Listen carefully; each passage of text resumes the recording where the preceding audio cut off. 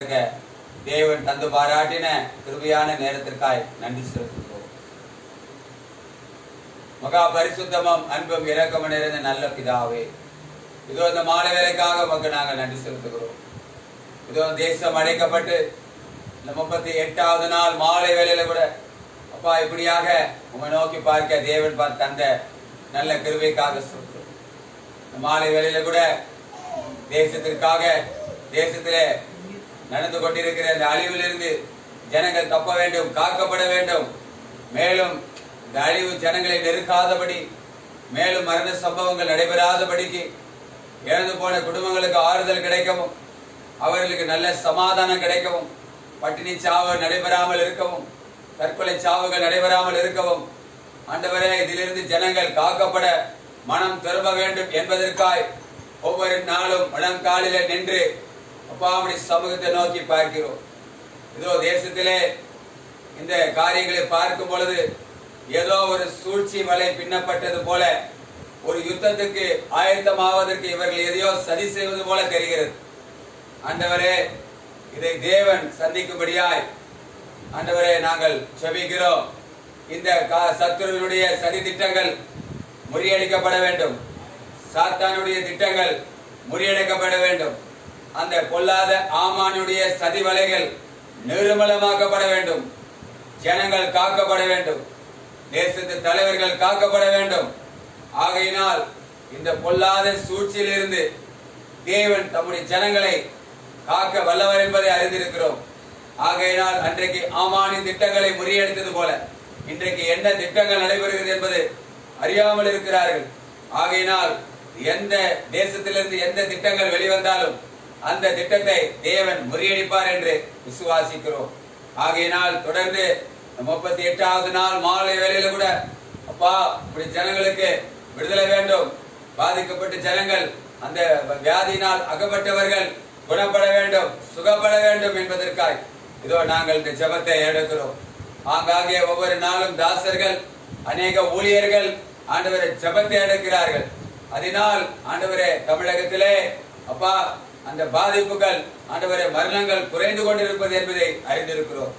ஆனால் ஜனங்கள் தங்களை இன்னும் திருத்திக் கொள்ளாத வரை தேவனால் ஒன்று செய்ய முடியாது, அரசாங்கத்தால் ஒன்று செய்ய முடியாது, மருத்துவர்களால் ஒன்று செய்ய முடியாது. ஆகினால் மாலை வேளையில இது வந்து விசேஷமாக இந்த நேரலையில பங்கு பெறுகிற ஒவ்வொருவரையும் வாழ்த்தி வணங்கி வரவேற்கிறேன். நீங்களும் தொடர்ந்து ஜெபத்தை ஏடுங்க, ஜெபத்தை விடாதீங்க. ஜெபமே ஜெயம். இதில் பங்கு பெறுகிற ஒவ்வொருவருக்காகவும் கர்த்தரை நாங்கள் ஸ்தோத்திரிக்கிறோம். கர்த்தர் தாமே உங்களை ஆசீர்வதிப்பாராக. தொடர்ந்து இந்த மாலை வேளையில கூட ஓர் பாடலை பாடி இந்த நாளுக்கான தேவ செய்திக்குள்ளாக கடந்து செல்வோம். தேவ கிருபை என்றும் உள்ளது. ஆகையால் நாம் இன்றைக்கு நிற்பதும் நிர்மூலம் ஆகாதிருப்பதும் அவருடைய சுத்த கிருபை. ஆகையால் பாடலை பாடி பிற்பாடு நாம் தேவ செய்திக்குள்ளாக கடந்து செல்வோம். கர்த்தருக்கு ஸ்தோத்திரம் உண்டாவதாக. நெருக்கப்பட்டோம் மடிந்திடாமல் கர்த்தர் தாம் நம்மை காத்ததாலே, நெருக்கப்பட்டோம் மடிந்திடாமல் கர்த்தர் தாம் நம்மை காத்ததாலே, அவர் நல்லவர், அவர் வல்லவர், அவர் கிருபை என்றும் உள்ளதே. அவர் நல்லவர், அவர் கிருபை என்றும் உள்ளதே. தேவ கிருபை என்றும் உள்ளதே. அவர் கிருபை என்றும் உள்ளதே. அவரை போற்றி துதித்து பாடி அல்லேலூயா என்றால் அறிப்போம். அவரை போற்றி துதித்து பாடி அல்லேலூயா என்றால் அறிப்போம். சத்துரு சேனை தொடர்ந்த சோழ்கையில் பக்தனாம் தாவீதின் தேவன் நமக்கே. சத்துரு சேனை தொடர்ந்த சோழ்கையில் பக்தனாம் தாவீதின் தேவன் நமக்கே. சென்றாரே அவர் நல்லவர், அவர் கிருபை என்றும் உள்ளதே. சென்றாரே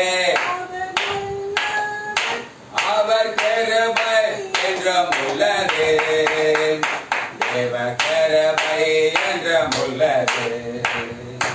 அவர் கிருபை என்றும் உள்ளது. அவரை போற்றி துதித்து பாடி அல்லேலூயா என்றார் அறிப்போம். அவரை போற்றி துதித்து பாடி அல்லேலூயா என்றார் அறிப்போம். அக்கினி சோதனை பட்சிக்க வந்தோம். பொற்சரீரத்தில் தோன்றிய தேவன். அக்கினி சோதனை பட்சிக்க வந்தோம். பொற்சரீரத்தில் தோன்றிய தேவன். பாதுகாத்தாரே அவர் நல்லவர். அவர் கிருபை என்றும் உள்ளது. பாதுகாத்தாரே அவர் நல்லவர். அவர் கிருபை என்றும் உள்ளது. தேவ கிருபை என்றும் உள்ளது. அவர் கிருபை என்றும் உள்ளது. அவரை போற்றி துதித்து பாடி அல்லேலூயா என்றார் அறிப்போம். அவரை போற்றி துதித்து பாடி அல்லேலூயா என்றார் அறிப்போம். காரில் போன்ற கஷ்டங்கள் வந்தோம். பாரினில் அவர் என் பாதையின் ஒளியாய். காரில் போன்ற கஷ்டங்கள் வந்தோம். பாரினில் அவர் என் பாதையின் ஒளியாய். என்னை நடத்தினார் அவர் நல்லவர். அவர் கிருபை என்றும் உள்ளது. என்னை நடத்தினார் அவர் நல்லவர். அவர் கிருபை என்றும் உள்ளது. தேவ கிருபை என்றும் உள்ளது. அவர் கிருபை என்றும் உள்ளது. அவரை போற்றி துதித்து பாடி அல்லேலூயா என்றார் அறிப்போம். அவரை போற்றி துதித்து பாடி அல்லேலூயா என்றார் அறிப்போம். வெள்ளம் போல் நேர்ந்தை மேற்கொள்ள வந்தோம். வீரநெகேமியா ஆவியை அளித்தே. வெள்ளம் போல் நேர்ந்தை மேற்கொள்ள வந்தோம். வீரநெகேமியா ஆவியை அளித்தே. வீரனாகே கை தைரியம் ஈந்தாரே. அவர் கிருபை என்றும் உள்ளது. வீரனாகே கை தைரியம் ஈந்தாரே. அவர் கிருபை என்றும் உள்ளது. தேவ கிருபை என்றும் உள்ளது. அவர் கிருபை என்றும் உள்ளது. அவரை போற்றி துதித்து பாடி அல்லேலூயா என்றார் அறிப்போம். அவரை போற்றி துதித்து பாடி அல்லேலூயா என்றார் அறிப்போம். நித்திய தேவனாம் சத்திய பரந்தான். நித்தமும் நம்முடன் இருப்பதாலே. நித்திய தேவனாம் சத்திய பரந்தான். நித்தமும் நம்முடன் இருப்பதாலே. அவர் நல்லவர் என்றும் துதியுங்கள். அவர் கிருபை என்றும் உள்ளது. அவர் நல்லவர் என்றும் துதியுங்கள். அவர் கிருபை என்றும் உள்ளது. தேவ கிருபை என்றும் உள்ளது. அவர் கிருபை என்றும் உள்ளது. அவரை போற்றி துதித்து பாடி அல்லேலூயா என்றார் அறிப்போம்.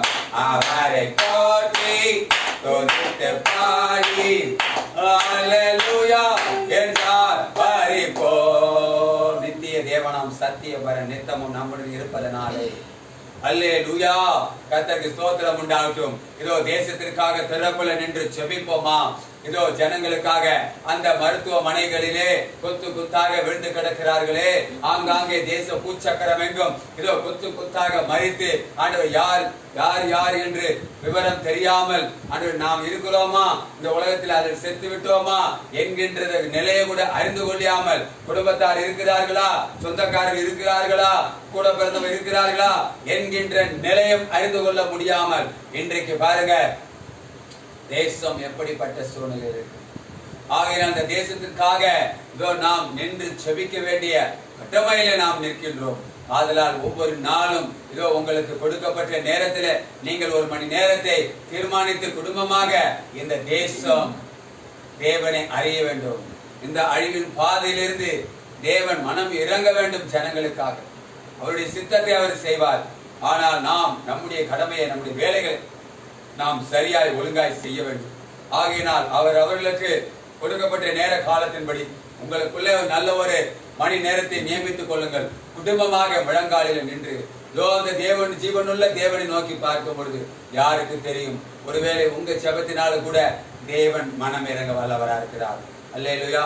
எப்படியாவது ஜனங்கள் காக்கப்பட வேண்டும், தேசம் காக்கப்பட வேண்டும். அதற்காக ஒரு மனமாய் நின்று நாம் ஜெபிக்க வேண்டியது நம்முடைய கடமையாய் இருக்கிறது. அவங்க வீட்டுல ஜெபிங்க. அவங்க இந்த மணி நேரத்தை பாத்தீங்கன்னா அடுத்த மணி நேரத்தில் நீங்களா ஜெபிக்க ஆரம்பிக்கணும். இன்னொருத்தர் ஜெபிக்கிறாங்க அதையே சார்ந்துக்கிறோம்னு சொல்லி இருந்தீங்கன்னா நீங்கள் பரிதாபத்துக்குரியவர்களா இருக்கிறீங்க. நீங்க ஜெபிக்கணும். ஒருவேளை இந்த நேரலை பாக்குறீங்க நல்லது, ஆனா நீங்க தனியா ஜெபிக்கணும். அவங்க 3 மணி நேரம் ஜெபிச்சாங்க, 12 மணி நேரம் அவங்கள நம்பி இன்னுமே இருந்தீங்கன்னா நிச்சயமா நீங்க தேவனுக்கு கணக்கு ஒப்புவிக்கப்படணும். உங்களுக்குன்னு ஒரு வேதம் கொடுக்கப்பட்டிருக்கு, உங்களுக்குன்னு ஒரு சத்தியம் தெரியும், உங்களுக்கு போதிக்கப்பட்டிருக்கிறீங்க, உங்களுக்கு ஜெபிக்க தெரியலாம், ஜெபிக்க கத்துக்குங்க. இனியும் இன்னொருத்தரை சார்ந்திருக்காதீங்க, இயேசுவை மாற்ற சார்ந்து இறங்குங்க, ஜெபிக்க கற்றுக்கொள்ளுங்க, முழங்கால் படிடுங்க, ஸ்தோத்திரம் சொல்லுங்க. அவர் வந்து உங்களுக்கு கற்று தருவார். நான் உனக்கு போதிக்க வேண்டியது, நான் நடக்க வேண்டிய வழியை உண்மையில கண்டு வைத்து ஒரு ஆலோசனை சொல்லுற கர்த்தர் தான் நம்மளோட கூட இருக்கிறார். ஆகையினால் நமக்கு நடக்க வேண்டிய வழி ஜபம் எல்லாத்தையும் அவர் கற்றுக் கொடுப்பார். இன்னமும் 12 மணி நேரத்தையும் இன்னொருத்தர் நடத்துற நாங்க அதுல ஒன்றித்து இருந்தோம். நேற்று ஒருத்தர் சொல்றாரு, நீ யாரோட சேர்ந்து இருக்கணும், யாரோட போய் சேர்ந்து இருக்கணும், இன்னொருத்தரை சார்ந்து கொள்ளக்கூடாது, தேவனை சார்ந்து கொள்ளுங்க. இந்த மணி நேரத்துல இருந்தீங்கன்னா அடுத்த மணி நேரம் நீங்க சுயமா ஜெபிக்க ஆரம்பிக்கணும். இன்னமும் நீங்க அவங்கள சார்ந்து கொண்டிருந்தீங்கன்னா தேவனுக்கு நீங்க சத்துருக்கள் ஆகிருவீங்க. ஆகையினால் இந்த நல்ல மாலை வேளையில இதோ அந்த மருத்துவர்களுக்காக தங்கள் ஜீவனையும் பொருட்படுத்தாதபடிக்கு தொட்டா மரணம், வாயில சொன்னா மரணம், இன்னும் கடுமையாக்கப்படுகிறது, சட்டத்திட்டங்கள் இன்னும் ஒடுக்கப்படுகிறது, அதிகமாக்கப்படுகிறது. எதனாலோ எதற்காகவோ, ஆனால் எல்லா நன்மைக்காக, எல்லா தீமையையும் நன்மையாக மாற்றுகிற தேவன் நம்மோடு இருக்கிறார். அல்லேலூயா. அவர்கள் தீமைக்கான காரியமே செய்தாலும் சரி, அதை தேவ ஜனத்துக்கு கர்த்தர் நன்மையாக மாற்றுகிறவராக இருக்கிறார். ஆதலால் தொடர்ந்து அந்த துப்புரவு பணியாளருக்காக விசேஷமாக நாம் ஜெபிக்க கடமைப்பட்டுள்ளோம். அவர்களுடைய குறைகள் ஏராளமா இருக்குது. அரசாங்கம் அவர்களுக்கு வேண்டியதை செய்ய வேண்டும்படியாய், அவர்களுக்கு கிடைக்க வேண்டியதை செய்ய வேண்டும்படியாய், அவர்கள் ஒரு நாள் அந்த குப்பைகள் அல்லவில்லை என்றால் கொரோனா அல்ல, இந்த குப்பையுடைய நாம் தூக்கி வீசப்பட்ட அந்த பொருட்களுடைய துர்நாற்றமே நம்மை கொன்றுவிடும். ஆதலால் விசேஷமாக இன்றைக்கு அந்த துப்புரவு பணியாளர்களுடைய நிலைமை நினைத்து அவர்களுக்காக நாம் ஜெபிப்போம். இதோ இந்த நாளில கூட அவர்களுக்காக அந்த வீடு வீடுக்கு கொடுக்கிற ஒரு 5 ரூபாய் கொடுக்க முடியாம ஜனங்க எவ்வளவு முகத்தை காட்டாங்க தெரியுமா? ஒரு நாள் உன் தெரு வழியா அவங்க வரலனா உன் நிலைமை ஐயோ. ஆகையினால் அவர்களுக்காக நாம் ஜெபிக்க வேண்டும். அவர்கள் தங்கள் இன்னுயிரையும் பொருட்படுத்தாது ஏதோ அரசாங்கம் தருகிற அந்த சொற்ப அந்த சம்பளத்திற்காக நாம் மென்னு போட்டதை, நம்மளிருந்து கழிந்து போட்டதை எல்லாம் அவர் எடுக்கிறார்கள். அந்த துப்புரவு பணியாளர்கள், கார்பரேஷன்ல அந்த டிரைனேஜ் அந்த பணி வேலை செய்யறவங்க, இவங்களுக்காக நாம் அதிகமாக ஜெபிக்க வேண்டும். அதே போல கரண்ட் மின்சாரம் போயிட்டா அந்த வந்து குறிப்பிட்ட நேரத்துல தாமதிச்சால வந்து அந்த மின்சார பணியை தன் உயிரையும் பொருட்படுத்தாம, பதட்டப்படாம, தன் குடும்பத்தை நினைக்காம வந்து நமக்காக மின்சார பணி செய்கிறார்கள். அந்த மின்சார பணியாளர் குடும்பங்களுக்காக நாம் அதிகமாக ஜெபிக்க வேண்டும். குடும்பங்கள் காக்கப்பட வேண்டும். தேவன் அவர்களுக்கு நன்மை செய்ய வேண்டும். ஏசப்பா நாமத்தினாலே அவர்களுக்கு சுகம், பலன், ஆரோக்கியம் கிடைக்கும்படியா நாம் ஜெபிக்க வேண்டும். துப்புரவு பணியாளர்கள் வரும்போது இந்த சந்தர்ப்பத்தில் உங்களால் இயன்றதை அவர்கள் கரங்களில் கொடுத்து அவர்களை விசாரிங்க. எப்படி இருக்கீங்க? இந்த நிலையில நாங்க வீட்டுக்குள்ள பத்திரமா இருக்கோம், எங்களால முடியாது தின்னு தெனாவிட்டா தூக்கி போடுறதெல்லாம் நீங்க எடுக்கிறீங்களே, குடும்பம் எப்படி இருக்கிறது, இந்தாங்க ஒரு 10 ரூபாய் என்று சொல்லி அவர்கள் கரங்களை நீட்டுங்க, அவர்களை நேசிங்க. அவர்கள் தான் இன்னைக்கு நமக்கு ரொம்ப வேண்டப்பட்டவர்களா இருக்கிறாங்க. ஆகையினால் அந்த காவல்துறை ஐயாமார்களுக்காக செபிக்கிறோம். அவருடைய குடும்பங்கள் காக்கப்பட வேண்டும். பாவம் வெயிலிலும் இரவில பணியிலும் அவர்கள் அமர்ந்திருக்கிறார்கள். அவர்கள் குடும்பங்கள் காக்கப்பட வேண்டும். அவருடைய மனைவிமார், பிள்ளைகள், பேர பிள்ளைகள் காக்கப்பட வேண்டும். அவர்களுக்கு நல்ல சுகத்திய பலத்தையும் நாம் ஆண்டவரத்திலிருந்து ஜெபித்து பெற்றுக் கொடுக்க வேண்டும். மருத்துவர்கள் கூட அந்த நர்ஸ் வேலை, ஆயா வேலை, பாட்பாடு வேலை, எந்த வேலை செய்கிறார்களோ அந்த ஒவ்வொரு ஜீவனும் இந்த கொள்ளை நோயிலிருந்து தப்பப்பட வேண்டும். அரசாங்கத்து முதலமைச்சர் நல்ல சுகத்தை கிடைக்க வேண்டும். அதனை சார்ந்த அமைச்சர்கள், மந்திரிமாருக்கு சுகத்தை கிடைக்க வேண்டும். காழ்ப்புணர்ச்சி இல்லாம எல்லாருக்கும் சரியானபடி செய்ய அவர்களுக்கு தேவன் நல்ல ஆலோசனை தர வேண்டும். அதே போல பாரத பிரதமருக்கும் தேவையான பலன், சுகம், ஆரோக்கியத்தை கொடுக்க வேண்டும். அதனை சார்ந்த மத்திய அமைச்சர்களுக்கும் கர்த்தர் சுகத்தை பலத்தை கொடுக்க வேண்டும். ஆனால் ஒரு காரியம் ஜனங்களுக்கு கொடுக்க வேண்டியதை அவர்கள் நியாயமாக சீக்கிரத்தில் கொடுக்க அவர்களோடு தேவன் பேச வேண்டும்படியா செபிக்கிறேன். ஜனங்கள் இந்த காலத்துல வஞ்சிக்கப்படக்கூடாது, பட்டினி சா வரக்கூடாது. அப்படி ஒரு தேசத்துல ஒரு தலைவர் ஆளுகிற பொழுது அந்த தேசத்துல மக்கள் பட்டினி சாவை சேர்த்தா அந்த சாபம் அந்த தலைவர்கள் தான் சாரும். தேவன் நியாயத்தை கொண்டு நிறுத்துவார். இதை நீங்க அறிந்து கொள்ளணும். ஆகையினால் ஜனங்கள் பட்டினி சாவ வரக்கூடாது. கொடுக்க வேண்டியது தாராளமா சீக்கிரம் கொடுங்க. நாளைக்கு உண்டானது நாளைக்கு தேவன் பார்த்துக் கொள்வார். இப்ப சேர்த்து வைத்தவர்களுடைய நிலைமையெல்லாம் நாம் பார்த்து விட்டோம். ஆகையினால் தொடர்ந்து கர்த்தருக்கு ஒப்பு கொடுப்போம். தேவன் பெரிய காரியம் செய்வார். இயேசுவின் மூலம் ஜெபம் கேளும் நல்ல பிதாவே, ஆமென். மீண்டுமாக கொரோனாவின் கோபத்துக்கு காரணம் யார் என்கின்ற தலைப்பிலே நாம் தொடர்ந்து ஜெபத்தை எடுத்து தியானித்து வருகிறோம். இதோ தேசம் அடைக்கப்பட்டு 37 நாட்களை கடந்து விட்டோம். நாம் அடிமையா இருக்கிறோம் என்றே சொல்ல வேண்டும். இந்த லாக்டவுன் என்று நாம் நம்மை சிறை வைத்துக் கொண்டிருக்கிறோம். ஒரு பயத்தினால், ஒரு நடுக்கத்தினால், வெளியே போனால் அந்த கொரோனா தொட்டு விடுமோ, தொட்டால் மரணம் என்கின்ற அந்த பயத்தினால் ஒரு கூட்டம் உள்ளே இருக்கிறது. ஆனால் இன்னொரு கூட்டம் பார்த்து விடலாம் என்று பசி எங்களுக்கு, பட்டினி எங்களுக்கு, நாங்கள் எப்படி சாப்பிடுவது, எங்கள் பிள்ளைகளுக்கு எப்படி நாங்கள் நடத்துவது என்ற இன்னொரு கூட்டம் அவர்கள் தங்கள் குடும்பத்திற்காக வெளியேற்றிருக்கிறார்கள். இதையும் மிஞ்சி இன்னொரு பொல்லாத கூட்டம் சுற்றி கொண்டிருக்கிறது. இந்த நேரத்தில் எவ்வளவு கொடுத்தாகிலும் குடிக்க வேண்டும், எவ்வளவு கொடுத்தாகிலும் போதைக்கு நான் அடிமையாக இருக்க வேண்டும், எவ்வளவு கொடுத்தாவது உபச்சார இன்னொரு கூட்டம் இருக்கிறது. தேவன் பார்த்து கொண்டிருக்கிறார். ஆகையினால் நிச்சயமாக இவ்வளவு அழிவுகள் வந்தும் நீங்கள் மனம் திரும்பவில்லை என்றால் அவர் இன்னும் 7 தனையாக கண்டிக்க அவர் வல்லவராக இருக்கிறார். ஆகையினால் தான் இதோ இந்த தேசம் அடைக்கப்பட்டு 38வது நாளிலே மீண்டுமாக உங்களை சந்திக்க தேவன் கிருபை செய்தார். ஆண்டவராகிய இயேசு கிறிஸ்துவின் நாமத்தினாலே இந்த மாலை வேளையிலே இந்த ஜெபத்துக்கு நேராக நேரலிலே கூடி வந்திருக்கிற உங்கள் யாவரையும் அந்த வல்லமையுள்ள உயிர்த்தெழுந்த கிறிஸ்துவின் நாமத்தினால் வாழ்த்தி வரவேற்கிறோம்.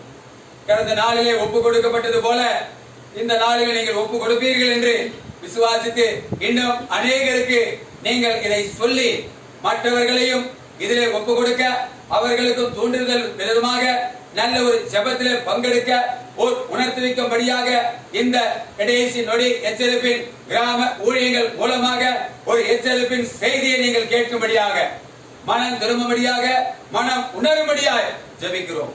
கர்த்தர் பெரிய காரியங்களை செய்வாராக. இந்த நாளிலே கூட விசேஷமாக கடந்த 2 நாட்களாக, சில வாரங்களாக சொல்லலாம், சில நாட்களாக ஒரு காரியம் என்னை உறுத்தி கொண்டிருந்தது. அது என்னவென்றால், யார் போன் எடுத்தாலும் சரி, ஐயா எங்களை யாரும் விசாரிக்கவில்லை. இது ஒரு மதஸ்தவத்திலிருந்து அல்ல, ஒரு இனத்தாரத்தில் அல்ல.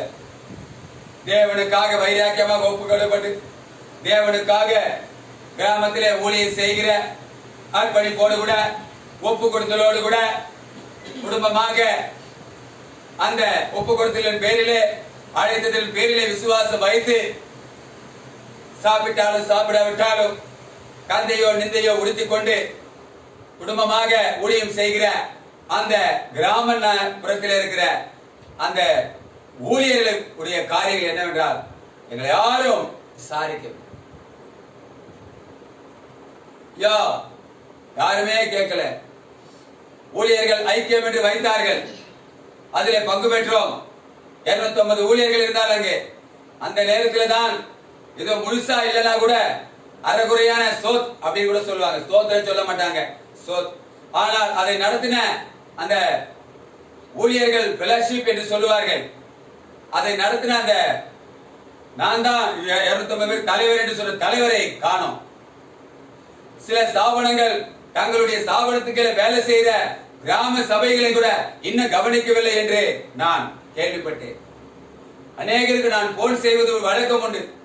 நான் சென்று வந்த சபைகளிலே அவர்களுடைய நிலைமையை கண்டு, நன்றாய் தேசம் இருக்கும் பொழுது, தேசம் திறந்திருக்கும் பொழுது, ஆசீர்வாதமாய் விசுவாசிகள் இருக்கும் பொழுது, நல்ல வருமானத்தில் இருக்கும் பொழுது, அந்த சபைகளுடைய நிலைமை நினைத்து, ஆனால் இப்பொழுது தேசம் அடைக்கப்பட்டு விட்டது, விசுவாசிகளால் ஒன்று முடியாது, பட்டினி சாவு, வருமானம் இல்ல, பஞ்ச காலம், இதிலே அந்த சபையின் ஊழியர்கள் எப்படி இருக்கிறார்கள்? நான் விசாரிக்கும் பொழுது, ஐயா நீங்கள் தான் விசாரிக்கிறீர்கள், எங்களோடு கூட அந்த ஃபெலோஷிப்ல இருந்த ஒரு ஊழியர் கூட எங்களை விசாரிக்கவில்லை. அவ்வளவுதான். ஏனென்றால் அவ்வளவுதான் அன்பு. அந்த இடத்துல வரும்போதுதான் அங்கேயே 250 பேர் கூண்டாங்கன்னா ஆளுக்கு ஒரு விதமா இருக்கும். ஏதோ பேர் அங்க ஏதோ கொடுப்பாங்க, என்னன்னு தெரியல, அது எனக்கு தெரியாது. நான் கேட்டேன், ஊழியர்கள் ஐக்கியம் முக்கியமா, விசுவாசிகள் ஐக்கியம் முக்கியமா? ஆடுலாம் ஒன்னா இருக்கிறது முக்கியமா, மந்தைக்குள்ள மேய்க்கிறவெல்லாம் ஒன்னா இருக்கிறது முக்கியமா? இது வரும் நாட்களில் புரிந்து கொள்ளும்படியாக ஜெபிக்கிறேன். ஊழியர்கள் ஐக்கிய வைத்தீர்களே, எதற்காக? இப்ப ஏன் அங்க இருந்து அந்த தகவல் வருகிறது? 250 பேர் கொண்ட ஊழியர் ஐக்கியம் மாசம் வைப்பாங்க, நல்லா இருந்துச்சு, எல்லாமே நல்லா இருந்துச்சு. ஆனா இப்ப ஒரு போன் கால், என்னப்பா பண்ற, என்ன செய்றீங்க, எங்களால முடியாது, சரி பரவாயில்ல, ஒரு போன் கால் செய்து ஐக்கியத்தில் இருந்தவன் என்னையா ஐக்கியம், ஒரு அவையும் பாடுபட்டா, இனிமே ஊழியர் ஐக்கியத்தை வைக்காதீங்க, உங்க ஐக்கியம் யாரோட இருக்குன்னு பவுல் சொல்றாரு தெரியுமா? இதெல்லாம் புரிஞ்சுக்காம உங்களுக்காக ஒரு திட்டத்தை வச்சுக்கிட்டு, உங்களுக்காக நீங்க ஆளாளு ஒருத்தருக்கு ஒருத்தர் பெருமைப்படுத்திட்டு, நான் தலைவர், நீ செயலர், பொருளாளர்னு ஒருத்தர் அப்படிதான் எனக்கு தெரிஞ்சு பேரவை உண்டாக்குனார். இதுல கிறிஸ்தவத்துல வந்து பேரவை உண்டாக்குனார். பேரவையா போயிட்டார். 4 பேர் பிள்ளை கொடுத்ததான் மிச்சம். கர்த்தருக்கு ஸ்தோத்திரம் உண்டாவதாக. தலைவர் அவர் தான். எதுக்கு நீங்க உங்களுக்குள்ள செயலாளர், பொருளாளர், தலைவர் வச்சுக்கிறீங்க? என்ன ஐக்கியம் இருக்கு உங்களுக்கு? யாரோட நம்ம ஐக்கியம் இருக்கணும்? அந்த ஐக்கியத்தில் என்ன செஞ்சிருக்கீங்க? ஏன் அந்த ஊழியக்காரருக்கு அவ்வளவு கண்ணீர் வருது? ஏன் வருது? விசுவாசிங்க எவ்வளவுதான் ஊழியக்காரர் விசாரிப்பாங்க. ஏன் தலைமை செய்ய முடியல? கர்த்தருக்கு ஸ்தோத்திரம் உண்டாவதாக. அப்படிதான் பாருங்க, ஒண்ணு இல்ல, ஒரு துப்புரவு பணியாளர் போறாங்க. இந்த ஜனங்க ஒரு 5 ரூபாய் காசு அவங்களுக்கு கொடுக்க முடியல. என்ன வாழ்றீங்க? என்ன காலத்தில் இருக்கிறோம்? ஒரு நாள் தொட்டா நாளைக்கு மரணம். புரியலையே, மனம் திரும்பலையே. என்ன போன் பண்ணும்போது, ஹலோ எப்படி இருக்கிறீங்க, நல்ல ஹை பிச்சில் போகுது. அந்த ஊழியர் சொல்றாரு, ஆமா பாஸ்டர் கொஞ்சம் அரிசி கஷ்டமா இருக்கு, இப்படியா இருக்கு. அப்படியா? கர்த்தர் நடத்துவார் பிரதர், இயேசுவின் நாமத்தால. அவ்வளவுதான். அப்படியே அம்மிக்கு பூனை போல தூங்கி உடனே போன. அடுத்து அந்த போன் பேசினா அந்த போன் கனெக்ஷன் பரலோகத்தில் தான் வரும். பரலோகத்தில் வருதா இல்ல பாதாளத்தில் வருதா? இப்படியாக அநேகருடைய காரியங்கள் கேட்கும் பொழுது கிட்டத்தட்ட ஒரு 10-15 பேர் விசாரிக்கும் பொழுது, ஐயா யாருமே விசாரிக்கல. இதான் அதான் நான் அவர்களுக்காக கர்த்தரை இதுல ராத்திரி எல்லாம் இந்த வேதனையோடு இருந்த பொழுது அதிகாலையிலே ஓர் வசனத்தை தேவன் நினைவுபடுத்தினார். உங்களை யார் விசாரிக்க வேண்டும்? இன்றைக்கு தீர்மானம் செய்யுங்க. அவர் தான் சொல்லிட்டார். அது ரெவரனா இருந்தாலும், பிஷப்பா இருந்தாலும், நாசிய சுவாசம் உள்ளவர்கள் இல்லையா? அது யாரா இருந்தாலும் சரி, அவர்கள் யார் தான்? நாசியில சுவாசம் உள்ளவர். அதனால்தான் அவர் சொன்னார், நாசியில சுவாசம் உள்ள எந்த மனுஷரையும் என்ன பண்ணக்கூடாது? கர்த்தரை சார்ந்திருக்கணும். ஆனா பாட்டு பாடுறோம், கர்த்தரை நம்பினோர் பேரு பெற்றோர் சீயோன் மலை போல் ஒரு தேவுடன் அசையாமல் இருப்பார்கள். யாரை நம்பினா? நீ ஸ்தாபனத்தை நம்பினா அப்படிதான் இருக்கும். எதுக்கு ஸ்தாபனம் வச்சுட்டு மத்த ஊழியர்களை அடிமைப்படுத்துறீங்க? ஸ்தாபனம்னா என்ன? ஹலோ, ஸ்தாபனம்னா என்ன? ஏசப்பா 12 பேர் வச்சார், ஸ்தாபனம் நடத்தினாரா? ஏன் வந்து உங்களை நம்பி ஒப்பு கொடுத்த ஊழியக்காரங்களை அடிமையா வைக்கிறீங்களே ஸ்தாபனம்ன்ற பேர்ல? அவங்கள சகோதரரா சுதந்திரமா விடுங்கயா. உங்களை சரிக்கு சரமா உட்காருவீங்க. சரிக்கு சரியா பக்கத்துல உட்கார வச்சு எனக்கு தெரிஞ்ச ஒரு சகோதரர் ஒரு 18 சர்ச்சை வச்சிருக்கார். ஆனா கண்டிஷனா இருப்பார். ஆனா சாப்பிடும் போது எப்படி தெரியுங்களா? அந்த 18 பாஸ்டர்கள் கூட ஒரு நாள் ஒன்னா கொண்டாருனா ரேஷன் அரிசி. நல்லா கவனிங்கய்யா, ஐக்கியமா இருக்கிறவர்களே, ஸ்தாபனம் வச்சிருக்கிறவர்களே நல்லா கவனிங்க. நீங்க டேபிள் மேல உட்கார்ந்து கீழே பொறுக்கிறதுக்கு நாய் போல அவங்களை நடத்தக்கூடாது. சரிங்களா? ஸ்தாபனம் இருக்கிறவங்க கவனமா இருங்க. நீங்க நிறைய பேர் பாவம் அப்படிதான் நான் பாக்குறேன், கையை கட்டுறாங்க. யார் உங்களுக்கு கையை கட்டினா வெளியே நிக்க வைக்கிறீங்க? தலைமை உள்ள இருக்காருங்க. யாருக்கு யார் தலைமை? கவனமா இருக்கணும் தேசத்துல. இப்ப தலைமையில எங்க போச்சு? எகிப்துல இருந்து விடுதலை ஆனாங்க. ஆனா பாபில் உள்ள பாவம் எத்தனை ஊழியர்கள், கிராம ஊழியர்கள் சிக்கி தவிக்கிறாங்க தெரியுமா? தலைமை என்ன செஞ்சீங்க? ஏன் அவங்க போன் பண்றாங்க? அந்த 18 எச்சி வச்சிருக்கிற அந்த ஊழியக்காரர் அவர் ஒரு தலைமை தான். ஆனா அந்த ஊழியர்களை கூப்பிட்டு ரேஷன் அரிசி, தட்டு தர, டைல்ஸ் இல்ல, ஒண்ணு இல்லையா, சிமெண்ட் போடாத தர, 4 நாள் உட்கார்ந்தா பேண்ட் கிழிஞ்சிடும். அந்த தரையில அந்த சக ஊழியர்களோடு சேர்ந்து அவங்க போட 2 நாள் 3 நாளுக்கு முன்பு வைத்த குழம்பு அதை ஊத்தி சாப்பிடுறாரு. நான் போய் வந்திருக்கேன். நான் அந்த கூட்டத்தோட உட்கார்ந்து சாப்பிட்டேன். எவ்வளவு பெரியவங்க வந்தாலும் அது ஒண்ணு அங்க ரொம்ப பிடிக்கும் எனக்கு. அந்த ஊழியர் மத்தியில எவ்வளவு பெரியவங்க வந்தாலும் அவர் கூட சேர்ந்து தரையில உட்கார்ந்து தான் சாப்பிடணும். விசாரிக்கிறவரா இருக்கிறார். ஆனா மத்த தலைமை எப்படின்னு எனக்கு தெரியல. அவர் 18 சர்ச்சை வச்சிருக்காரு. சரிசமமா அவர் யூஸ் பண்ற கம்ப்யூட்டர்ல யூஸ் பண்ணலாம். அவர் போன் பேச அவர் போனை கொடுப்பாரு. அவர் வீட்டுக்கு மேல அவர் வீட்டுக்கு போலாம். அவங்க மனைவியோட பிள்ளையோட பேசலாம். அடிமையா இல்ல. அவங்க வீட்டு பாத்திரத்தை எடுத்து தண்ணி குடிக்கலாம். தாழ்த்தப்பட்ட மாதிரி நிறுத்த வைக்க மாட்டாரு. எல்லாம் அவர் கையில் ஒரு பாக்கெட் எப்பவுமே காலியா இருக்கு. ஒரு சபை ஊழியர்கள் வந்து ஐயா டீ வாங்கன்னு சொல்ல மாட்டாங்க. தலை அவங்களுக்கு அவங்க 3 பேர் வந்துட்டாங்கன்னா ஒரு கப் டீ வரணும்னு ஒருத்தருக்கு தெரியும். ஒரு ஊழியக்காரர் வந்து வாங்கி வைப்பாரு. ஆனா இங்க நிறைய இடத்துல பார்க்கும் போது பரிதாபமா இருக்கு நிலைமை. அடிமை. என்ன தலைமை வேண்டி கிடையாது உங்களுக்கு? நீங்க தலைமையா இருந்தீங்கன்னா இந்நேரம் அந்த 250 வீட்டுக்கு நீங்க கொரோனால செத்தாலும் பரவாயில்ல, நான் தலைமை, எனக்கு கீழே இத்தனை ஊழியர்கள் இருக்கிறாங்க, இத்தனை கிளை சபைகள் இருக்குது, நீங்க போய் வீடு விட போய் அவங்களை சந்திச்சிருக்கணையா? பூட்டிக்கிட்டீங்களே வீட்டுல, கொரோனால தப்பிச்சா போதுன்னு சொல்லி. இதுக்காக உங்களுக்கு கொடுத்தாரு ஊழியத்தை? கர்த்தருக்கு ஸ்தோத்திரம் உண்டா. மாடியில இருந்து இறங்க மாட்டாங்க சிலர். விசுவாசிங்க போன் பண்ணா பாத்துக்குமா, முடிஞ்சா உங்களை பாத்துங்க, எங்களுக்கே பயமா இருக்கு, எங்களை நாங்களே காப்பாற்ற முடியுமா இல்லையா தெரியல. எதுக்குப்பா உங்களுக்கு ஆடு? எதுக்கு உங்களுக்கு மந்த? நல்லா இருக்கும் போது பாத்தீங்கல்ல, இப்ப அந்த ஆடுங்க கண்ணீர் வடிக்குது, அதற்கு யார் பதில் சொல்லுவா? கர்த்தருக்கு ஸ்தோத்திரம் உண்டாவதா?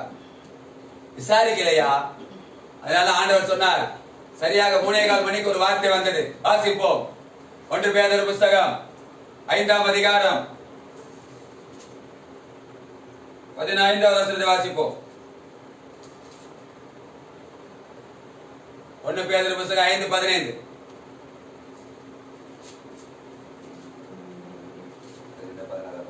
அவர்கள் உங்களை விசாரிக்கிறார்கள்.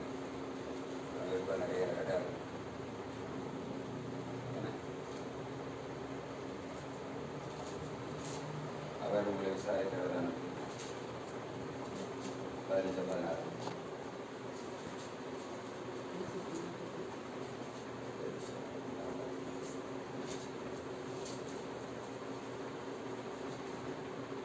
அவர் உங்களை விசாரிக்கிறவர் ஆனபடியால். மன்னிக்கணும். 1 கொரிந்தியர் புத்தகம் 5ஆம் அதிகாரம் 7வது வசனம். 1 பேதுரு புத்தகம் வாசிப்போம். அவர் உங்களை விசாரிக்கிறவர் ஆனபடியால். அவர் உங்களை விசாரிக்கிறவர் ஆனபடியால் உங்கள் கவலைகளை எல்லாம் அவர் மேல் வைத்து விடுங்கள். அவர் மேல் வைத்து விடுங்கள். இதையே சங்கீத புத்தகத்தில் 55:22 வாசித்தோமானால் அங்கேதான் இந்த வசனத்தை அநேகர் பாடலாகவும் அநேக நேரங்களில் இந்த வசனத்தை நாம் மற்றவர்களுக்கு பலப்படுத்துவதற்கு இந்த வார்த்தையை வசனத்தை நாம் உபயோகித்திருப்போம். வாசிப்போம். கர்த்தர் மேல் உன் பாரத்தை வைத்து விடு. கர்த்தர் மேல் உன் பாரத்தை வைத்து விடு. அவர் உன்னை ஆதரிப்பார். அவர் உன்னை ஆதரிப்பார். நீதிமானை ஒருபோதும் தள்ளாட விட மாட்டார். இதே சுவிசேஷ புத்தகத்துல வேற இன்னொரு விதமா சொல்லப்பட்டு. ஆனா கர்த்தர் மேல் உங்கள் பாரத்தை வைத்து விடுங்கள், அவர் உங்களை ஆதரிப்பார், விசாரிப்பார். மத்தேயு புத்தகத்தில் இருக்கு நினைக்கிறேன், எடுத்தவங்க வாசிக்கலாம். மத்தேயு 11ஆம் அதிகாரம் 28ஆவது வசனம். அதே வசனத்தை புதிய ஏற்பாடுல எப்படி வாசிக்கிறோம் பாருங்க. வருத்தப்பட்டு பாரம் சுமக்கிறவர்களே. எல்லாம் கவனிங்க. அங்க ஒரு யுகமா சொல்லப்படுது, இங்க வரும் பொழுது விரிவாக்கத்தோடு சொல்றார். வருத்தப்பட்டு பாரம் சுமக்கிறவர்களே, பாரம் சுமக்கிறவர்களே, நீங்கள் எல்லாரும் என்னிடத்தில் வாருங்கள், நீங்கள் எல்லாரும் என்னிடத்தில் வாருங்கள், நான் உங்களுக்கு இளைப்பாறுதல் தருவேன். அப்ப பாரம், இப்ப இளைப்பாறுதல் இல்லாம எத்தனையோ பேர் எங்களை விசாரிக்கவில்லை. அப்ப விசாரிப்பு இல்லாத இடத்துல ஜனங்க, ஆலோசனை இல்லாத இடத்துல ஜனங்க சேர்க்கிட்டு போகின்றாங்க. இப்ப இந்த விசாரிப்பு இல்லாதனால அவர்கள் எவ்வளவு வேதனைகளோடு இருப்பார்கள். யாருமே கேட்கல எங்களை, யாருமே கேட்கல எங்களை அப்படின்னும் போது இதுவே கொரோனாவை விட ஒரு பயங்கரமான ஒரு காரியம். கர்த்தருக்கு ஸ்தோத்திரம். எவ்வளவு வேதனையா இருக்கும். எத்தனை பேருக்கு சத்தியத்தை சொல்லியிருப்பாங்க. தேவன் நடத்துவார், உண்மைதான். எலியாவை போஷித்த தேவன் வசனம் எல்லாம் சொல்ல முடியும் நம்மளால. ஓ குளிர் காஞ்சிக்க படுத்துக்க, அவன் பெட்ஷீட்டை உருவிடுறது, ஆனா அவனை போய் குளிர் காய சொல்றது. அவன்கிட்ட இருந்த சத்துவத்தை எல்லாம் உறிஞ்சாச்சு, ஆனா நீ போய் குளிர் காய சொல்றது. எலியாவின் தேவன் போஷிப்பார். வசனம் சொல்றதுக்கு நமக்கு ஒன்றும் பஞ்சம் இல்லை, நமக்கு ஒன்றும் அறிவு இல்லாம இல்லை. ஆனா விசாரித்தோமா? அவங்க சொல்றாங்க, ஐயா காசு பணம் தர வேணாம், இருக்கிறீங்களா செத்துட்டீங்களா, 4 பிள்ளைகளை வச்சுட்டு இருக்கோமே. எங்க காலையில ஒரு பிரதர், அவருக்கு நான் இது வரைக்கும் அதிகமா நான் போய் சொல்லல, நிறைய ஊழியக்காரர்களுக்கு தெரியும். இந்த நிலையில ஒரு நாளைக்கு 2 நாளைக்கு ஒருக்கா ஊழியக்காரர்களை விசாரித்தார்கள். என்னையா என்னால முடியல, ஆனா விசாரித்து யா உங்களுக்காக செபிக்கிறோம், இப்படியாவது தேவன் உங்களை நடத்துவார். அவங்க சொல்றாங்க. இது இந்த வார்த்தை கூட ஸ்தாபனத்திலிருந்து வரலங்க, ஸ்தாபனத்திலிருந்து வரல. ஸ்தாபனம்னா என்னன்னு தெரியலையா? தெரிஞ்சவங்க விளக்க சொல்லுங்க, ஒரு நடத்துறவங்க சொல்லுங்க, இது ஸ்தாபனம், இப்படி நாங்க இருக்கோம். எனக்கு ஒண்ணும் புரியல. கர்த்தருக்கு ஸ்தோத்திரம் உண்டாவதா. ஏசப்பா எந்த ஸ்தாபனம் வச்சாருன்னு தெரியல.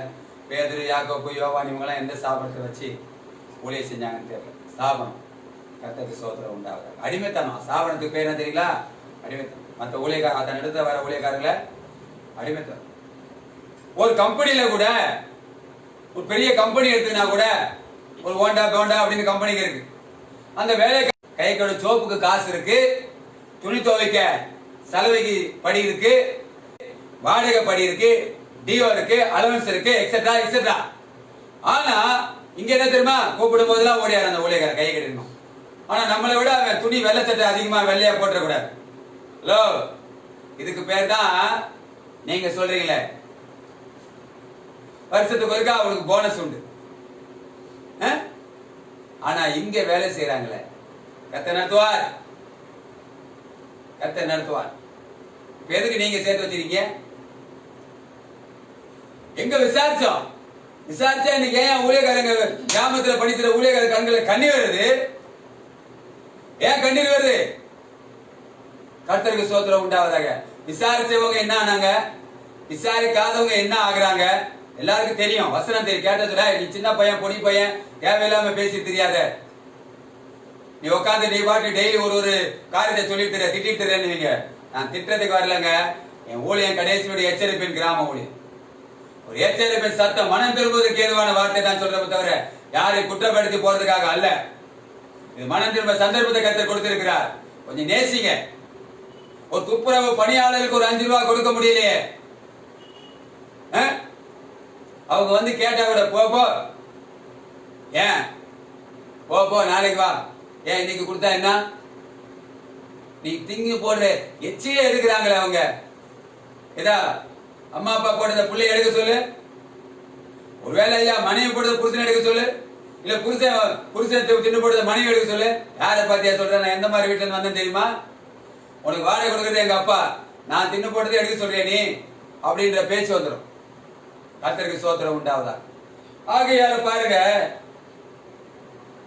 இன்னொரு இடத்துல சொல்றாரு, அருமையானவர்களே, நல்ல வசனத்தை தியானிச்சு நீங்க தினமா இருங்கப்பா. பிலிப்பியர் புத்தகம் 4:6 வாசிக்கிறோம். கர்த்தருக்கு ஸ்தோத்திரம். இந்த சூழ்நிலையில நாம் யார் நம்மை விசாரிக்கிறோம் என்று நீங்கள் அறிந்து கொள்ளுங்கள். பிலிப்பியரின் புத்தகம் 4ஆம் அதிகாரம் 6ஆவது வசனத்தை வாசிப்போம். நீங்கள் ஒன்றுக்கும் கவலைப்படாமல் உங்களை பார்த்து யார் யாரெல்லாம் விசாரிக்கலன்னு அருமையான விசுவாச குடும்பங்கள், அருமையான தாய் தகப்பன்மாரு, வயதானவர்களே, ஒருவேளை ஸ்பீச் இன்னும் கிரீச்ல சேர்க்கிறாங்க பிள்ளைங்களை, தொல்லை தாங்க முடியலன்னு வயதானவர்களை கொண்டு போய் அது ஏஜ்டு கேர், இவங்களும் நாளைக்கு அங்க போவாங்கன்றது தெரியல, அதில் ஏஜ்டு கேர்ல வச்சிருந்து அருமையான தாய்மார்களே தகப்பன்மார்களே, உங்களை யாரையாவது விசாரிக்காம இருந்தா அவருக்கு சார்பா நான் மன்னிப்பு கேட்கிறேன். ஆனா இன்றைக்கு கர்த்தர் உங்களை விசாரிக்கிறார். நீங்க ஒண்ணுக்கு கவலைப்படாதீங்க, ராஜா உங்களை விசுவாசிக்கிறார். விசுவாசத்தை அவர் மேல வைங்க. வாசிப்போம். நீங்கள் ஒன்றுக்கும் கவலைப்படாமல், அப்படிப்பட்டவங்களை பார்த்து கர்த்தர் சொல்றார், நீங்கள் ஒன்றுக்கும் கவலைப்படாமல் எல்லாவற்றையும் குறித்து உங்கள் விண்ணப்பங்களை ஸ்தோத்திரத்தோடு கூடிய ஜெபத்தினாலும் வேண்டுதலினாலும் தேவனுக்கு தெரியப்படுத்துங்க. யாருக்கு தெரியப்படுத்துங்க? தேவனுக்கு தெரியும். அக்கம் பக்கம் உள்ளவனுக்கு தெரியப்பட்டாரு. ஏன்னா கேவலமா பேசுவான், இங்க பாத்தியா அப்படின்னு. ஆகையால தேவன் சொல்லுங்க, யாரையாவது தேவன் எழுப்புவார். நேற்று ஒரு ஊழியக்காரர், சாதாரண குடும்பத்தை நடத்துகிறவர், ரொம்ப கஷ்டத்துல இருக்கிறவர், சில நேரங்களிலே வருமானம் கஷ்டப்படுறவர். அவர் அங்கே சிறு சிறு ஊழியத்தை கிராமங்களில் சரியான உட்கார்ந்து நடத்துவதற்கு சபையில் அவருக்கு. ஆனா அவர் நான் அவரை அறிவேன், நான் ஓர் இடத்துல நான் போய் செய்து கொடுக்கும் போது அவர் வந்துடுவார், வேர் வேணா ஓர் வேணாம். ஆனா அவருக்கு நான் ஒரு தடவை போன் பண்ணேன், பேசினார், எப்படி ஐயா இருக்குது உங்க ஊர்ல, இப்படி எங்க சூழ்நிலை எப்படி இருக்குன்னாரு. இடையில 3 தடவை போகும்போது எடுக்க முடியல அவரால். ஆனா நேற்று அவர் ஒரு போன் செய்தார். ஐயா எப்படி இருக்கிறீங்க, சத்தம் கேட்டு ரொம்ப நாள் ஆச்சு, எப்பா நிதமுதான் மாலை வேலை செய்தி கொடுக்குறோமே இல்லையா, ரீசார்ஜ் போட காசு இல்லை. என்ன இல்ல, ரீசார்ஜ் போட காசு என்னையா என்று கேட்டேன். அப்படி இப்படி எங்க தலைமைன்னு சொல்லி இடம் இருக்கு, அங்க இருந்து ஒரு அரிசி கொடுத்தாங்க. 2 வருஷத்துக்கு முன்ன ஒரு வக்கீலை சந்திச்சேன், வக்கீலுக்கு சத்தியத்தை சொன்னேன். அவரு உள்ள வரல, வெளியே இருக்கிறவரு, ஏசப்பாக்குள்ள வரல, ஆண்டவருக்குள்ள வரல, ரசிப்புக்குள்ள வரல. அவர் திடீர்னு போன் செய்து, பிரதர் யா எப்படி இருக்கிறீங்க, நீங்க யாரு, இந்த மாதிரி நான் சொல்லுங்க ஐயா, இந்த சூழல நீங்க எப்படி இருக்கிறீங்க, இருக்கிறையா, உங்க நம்பரை கொடுங்கன்னு சொல்லி அவர் ஒரு காரியத்தை செய்தார் என்று சொன்னார். கவனிச்சீங்களா? 10 கிலோ அரிசி கொடுத்துட்டா யார் பாச மத்ததெல்லாம் பாப்பா? ஹலோ, அவர் ஒரு காரியத்தை செய்தாராம். அவர் என்ன சொல்றாரு, ஐயா நாங்க சபையா நடத்தி இருக்கிறோம், நீங்க இப்படி ஊர் ஊரா போய் நீங்க சொல்லி வரீங்க, சத்தம் கேட்டு ரொம்ப நாள் ஆச்சு, சென்னையில ரொம்ப அதிகமாக இருக்கிறது என்று சொல்லுகிறார்களே, நீங்கள் எப்படி இருக்கிறீங்க என்று கேட்டார். இருக்கிற ஐயா, எல்லாரும் சொல்ற மாதிரி தான் சொல்லணும், ஆனா நிச்சயம் உண்மையாகவே கர்த்தரைகளை போஷிக்கிறார். இந்த பஞ்ச காலத்திலே இப்படி போஷிக்கிற தேவனை இதுவரை கண்டதில்லை. ஆனால் இப்போது முகமுகமாக, அன்றைக்கு அப்போஸ்தலன் பவுல் சொன்னது போல முகமுகமாக நாங்கள் காண்கிறோம். நன்றாக கவனிக்கிறார். ஆகிலும் ஐயா உங்களுக்கு ஏதாவது செய்ய வேண்டும், எப்ப நீங்க வாடகை வீட்டில் இருக்கிறீங்க, உங்களை பாத்துக்குங்க. ஒருவேளை எனக்கு ஏதாவது ஒரு பெரிய காக்கா வந்தா அதை சின்னதாக்கி நான் உங்களுக்கு, இல்ல ஐயா நீங்க ஊர் ஊரா போறவங்க, இத்தனை பேர் இருக்கிறீங்க வீட்டுல, என்னால முடிஞ்ச ஒரு 100 200 ஒரு சின்ன காணிக்கை என்னால அனுப்ப முடியும், நான் விசுவாசிக்கிறேன், உங்க நம்பரை கொடுங்க. ஹலோ, பாத்தீங்களா ஐயா, அவர் ஒரு வாடகை வீட்டில் இருக்கார், அவருக்கே பல கஷ்டம், ஆனா விசாரிக்க அவர் சொன்னார், 2வது முறை நீங்க தான் விசாரிச்சிருக்கிறீங்க, யாருமே எங்களை விசாரிக்க. அவர் சொன்னாங்க, எங்களுக்கு காசு பண்ண வேண்டாம் ஐயா, எங்களை தொடர்ந்து ஊழியத்துல பலப்படுத்தினா, வார்த்தை கொடுத்து பலப்படுத்தினா, கவலைப்படாதீங்க பிரதர், நல்லா செபிச்சு நல்ல ஆறுதலான வார்த்தை சொன்னாலே அது சாப்பிட்டது போல இருக்கும் என்று வருத்தத்தோடு கூட சொல்லுகிறார். ஆகையினால் தான் அந்த காலை வேளையில, ஆண்டவரே இப்படிப்பட்ட ஜனங்களுக்கு நீர் என்ன சொல்ல போகிறீர், ஜனங்களுக்கு நாங்கள் என்னால் என்ன செய்ய முடியும், நாங்கள் இப்படிப்பட்ட நிலையில் இருக்கிறோமே, எங்களுக்கு சில ஊழியர்கள் அவர்களுக்கு வருவதிலே கண்டிப்பாக ஒரு ஊழியர் இருக்கிறார், அவர் அனுப்பிவிட்டு சொல்லுவார். ஆனா இன்றைக்கு அவருடைய சில வார்த்தைகளை கேட்கும் போது எனக்கே கஷ்டமா இருக்கு, எங்களால் முடியவில்லையே, இன்னொருத்தர் இருக்கார், எங்கே கிடைச்சாலும் அதுல பாதியை கொண்டாந்து வாசப்படில நின்றுவார். சும்மா ஜெபிங்கன்னு சொல்லுவார். நம்ம கண்ண மூடி ஜெபிக்கும் பொழுது முதல் பாக்கெட்ல வச்சிருவார். விசாரிக்கிறனையா, விசாரிக்கிறனா நீங்க கிறிஸ்துவுக்குள்ள இருந்து பிரயோஜனம் இல்ல. நீங்க கர்த்தருக்கு பணி செய்து ஒரு பிரயோஜனம். உங்களை கர்த்தர் விசாரிக்கவில்லை என்றால், உங்கள் சபை விசுவாசிகள் மூலமாக கர்த்தர் உங்களை விசாரித்து போஷித்ததினால் அல்லவோ நீங்கள் போஜனபானம் பண்ணுகிறீர்கள். அன்பு பெருகணும். ஆனா ஐயா சொன்னது ஒவ்வொன்றும் நிறைவேறும். கடைசி காலத்திலே அன்பு அவுட்டு. அந்த அன்பு தன்னை போல தானே. அதனாலதான் சொன்னார் எவ்வளவு வசனங்கள். இதையெல்லாம் எடுத்து சொல்ல வேணும். தன்னைத்தான் நேசிப்பது போல. எப்படி இருக்கிறான் அந்த ஊழியக்காரன்? 10 பேர் சபையில இருக்கிறாங்க. 1 ரூபா போட்டா 10 ரூபா தான் வரும். இப்ப அந்த 1 ரூபாயை போட மாட்டாங்க. கொஞ்ச காலத்துக்கு முன்னே, ஒரு 4-5 வருஷத்துக்கு முன்னே காணிக்கை பெட்டியில சத்தம் கேட்காது. ஆனா இப்ப கடந்த சில வருடங்களாக டொக்கு டொயின்னு சவுண்ட் கேக்குது. என்ன தெரியுங்களா? நாணயங்கள் விழ ஆரம்பிச்சிச்சு. உலகத்தில நாணயம் போயிருச்சு. ஆனா இங்கே நாணயங்கள் விழ ஆரம்பிச்சிச்சு. இதை வைத்துக் கொண்டு என்ன செய்வார்கள் அந்த ஊழியக்காரர்கள்? சிந்திக்கணும். பகிர்ந்து கொடுக்கிறவர்கள் என்று வேதம் சொல்லுகிறது. அப்போஸ்தலர் புத்தகத்துல எல்லாத்தையும் வித்து வச்சு சமமா பகிர்ந்து கொடுத்தார்கள் என்று சொல்லுகிறது. கர்த்தருக்கு ஸ்தோத்திரம் உண்டாரு. அப்படிப்பட்ட சூழ்நிலைக்கு இன்னும் யாரும் வரல. இது திட்டுறதா நினைக்க வேணாம், இது குறை சொல்றதா நினைக்க வேணாம். நீ என்ன எங்களுக்கு சொல்றதுன்னு கேட்க வேணாம். முடிஞ்சா கேளுங்க, முடியலாம் நீங்க உண்டு, தேவன் உண்டு. கர்த்தருக்கு ஸ்தோத்திரம். ஆகையினால பகிர்ந்து உண்ணப்படணும், பகிர்ந்து கொடுக்க வேண்டும். சகோதரன் எண்ணப்பட்ட ஒருவன் குறைச்சொல் உள்ளவன் என்று கண்டு என்ன விசாரிச்சீங்க? கர்த்தருக்கு ஸ்தோத்திரம் உண்டாவதாக. பாருங்க, ஆண்டவர் சொல்றார் யாரை விசாரிக்கணும், குறிப்பாக யாருக்கு உதவி செய்யணும். வாசிப்போம். கர்த்தருக்கு ஸ்தோத்திரம் உண்டாவதாக. மத்தேயு புத்தகம் 25ஆம் அதிகாரம் 34 40 வசனத்தை வாசிப்போம். மத்தேயு 25ஆம் அதிகாரம் 34 முதல் 40 முடிய வசனங்களை ஒவ்வொன்றாய் வாசிப்போம். அப்பொழுது ராஜா தமது வலது பக்கத்தில் நிற்பவர்களை பார்த்து, வாருங்கள், என் பிதாவினால் ஆசீர்வதிக்கப்பட்டவர்களே, உலகம் உண்டானது முதல் உங்களுக்காக ஆயத்தம் பண்ணப்பட்டிருக்கிற ராஜ்யத்தை சுதந்தரித்துக் கொள்ளுங்கள். பசியாயிருந்தேன், எனக்கு போஜனம் கொடுத்தீர்கள். தாகமாய் இருந்தேன், தாகத்தை தீர்த்தீர்கள். அந்நியனாய் இருந்தேன், என்னை சேர்த்துக் கொண்டீர்கள். வஸ்திரம் இல்லாதிருந்தேன், எனக்கு வஸ்திரம் கொடுத்தீர்கள். வியாதியாய் இருந்தேன், என்னை விசாரிக்க வந்தீர்கள். காவலில் இருந்தேன், என்னை பார்க்க வந்தீர்கள் என்றார். அப்பொழுது நீதிமான்கள் அவருக்கு பிரதியுத்தரமாக, ஆண்டவரே, நாங்கள் எப்பொழுது உம்மை பசியுள்ளவராக கண்டு உமக்கு போஜனம் கொடுத்தோம். எப்பொழுது உம்மை தாகமுள்ளவராக கண்டு உம்முடைய தாகத்தை தீர்த்தோம். எப்பொழுது உம்மை அந்நியராக கண்டு உம்மை சேர்த்துக் கொண்டோம். எப்பொழுது உம்மை வஸ்திரம் இல்லாதவராக கண்டு உமக்கு வஸ்திரம் கொடுத்தோம். எப்பொழுது உம்மை வியாதி உள்ளவராகவும் காவலில் இருக்கிறவராகவும் கண்டு உம்மிடத்தில் வந்தோம் என்பார்கள். அதாவது எவன் ஒருவனுக்கு நீங்க அறியாம வருவாங்க. அதனாலதான் நம்ம தானம் செய்யும் போது, உதவி செய்யும் போது யார் வரான்னு நமக்கு தெரியாது. அது ஒருவேளை தேவ தூதர்களும் வருவது உண்டு என்று வேதத்துல வாசி. ஆகிய அவர் சொல்றாரு, எப்பயா அவர் சொல்றாரு, நீங்க எனக்கு செஞ்சீங்க, வியாதியில் இருக்கும்போது பாத்தீங்க, விசாரிச்சீங்க, நான் காவலில் இருக்கும்போது வந்தீங்க, என்ன விசாரிச்சீங்க, வஸ்திரம் இல்லாம இருந்த வஸ்திரம் கொடுத்தீங்க. ஆனா இவர்களுக்கு புரியவில்லை. ஆனால் இந்த கூட்டம் வலப்பக்கத்திலே நிற்கிறது. நல்லா கவனிக்கிறது தான் செய்யும். இந்த கூட்டம் என்ன பக்கம் நிற்குது? வலப்பக்கத்தில் இருக்கிறவங்களை பார்த்து பேசுறார். ஆகையினால் அடுத்த வசனம்.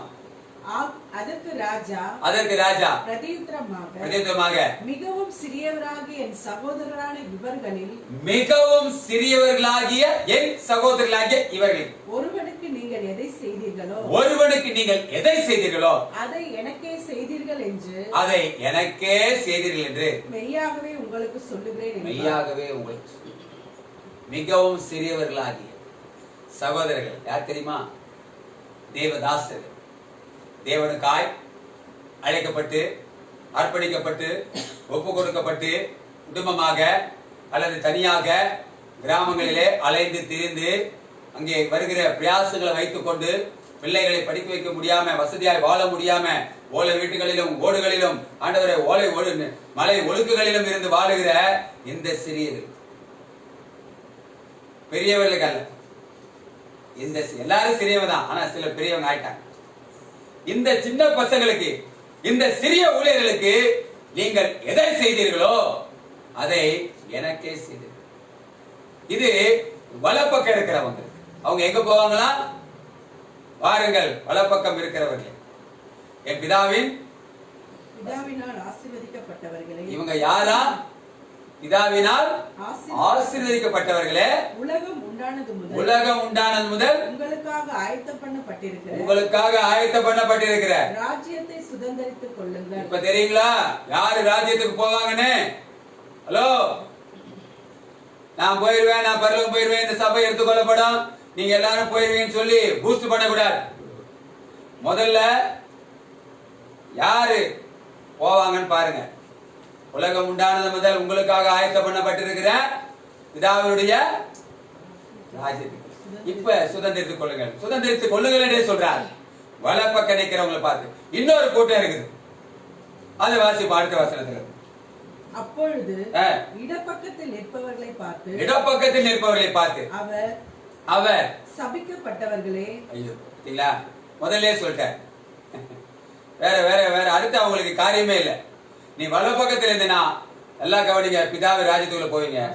இடப்பக்கத்தில் இருந்தீங்கன்னா முதல் வார்த்தையே உங்களுக்கு சபிக்கப்பட்டவர்களாகிய சபிக்கப்பட்டவர்களே என்னை விட்டு